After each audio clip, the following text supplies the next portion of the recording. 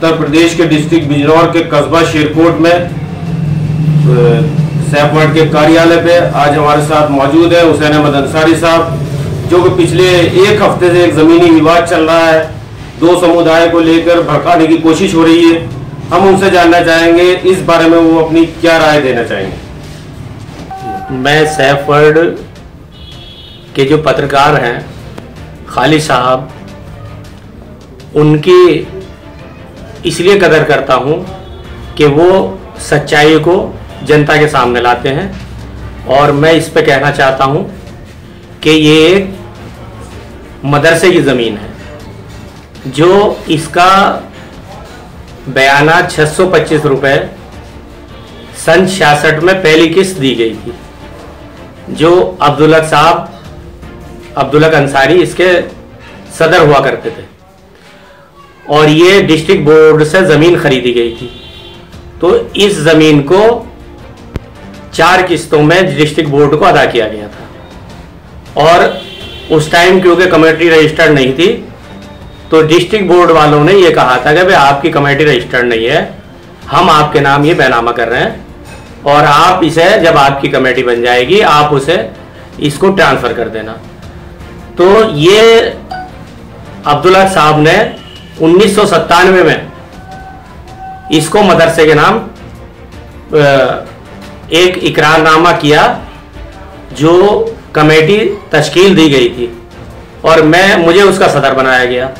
उस जो इकरारनामा है नोटरी से अटैच, उसमें उन्होंने क्लियर लिखा है कि मेरी उम्र 70 साल की हो चुकी है और मुझे अपनी औलाद पे भरोसा नहीं है कि वो इसको बेच दे। तो ये उस कागज़ में क्लियर है।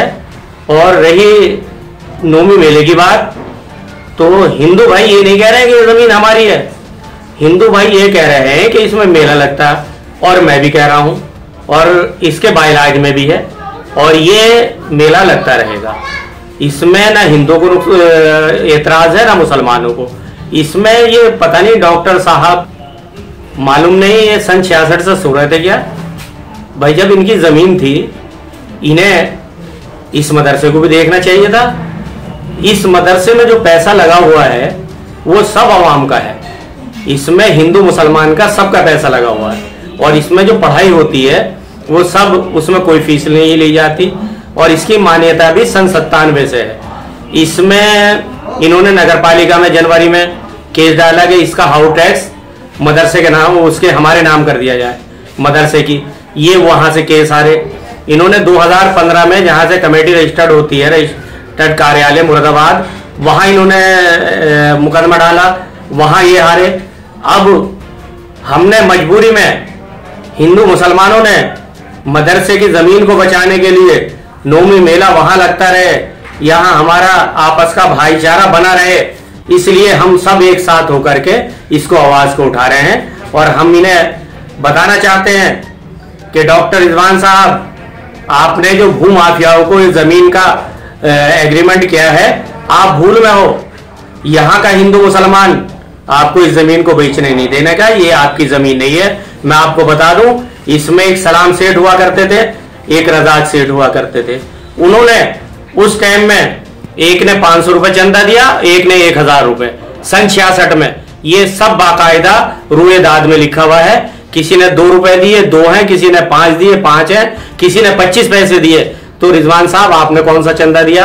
और आज तक जितने कमरे इसमें बने हैं, जो भी इसमें काम हुआ है, उसमें नरेश जैन ने भी ईंटें दी हैं, उसमें और मेरे हिंदू भाई हैं, मैंने उनसे भी चंदा लिया है। उसमें शेरकोट के हर आदमी का पैसा लगा हुआ है। उसमें बाहर के मुल्क, जो हिंदुस्तान में पूना है, बॉम्बे है, अहमदाबाद है, तो भाई ये आपकी ज़मीन कहाँ से हो गई?